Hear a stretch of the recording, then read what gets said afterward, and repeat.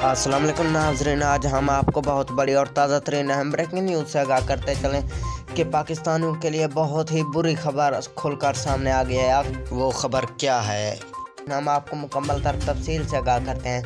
लेकिन इस वीडियो में आगे बढ़ने से पहले आपने हमारे वीडियो को लाइक और चैनल को सब्सक्राइब नहीं किया तो जल्दी से कर दें और साथ खड़े घंटी के बटन को भी दबा दें ताकि हमारे इस तरह की हर नई आने वाली वीडियो आपको वक्त पर और बआसानी मिलती रहे।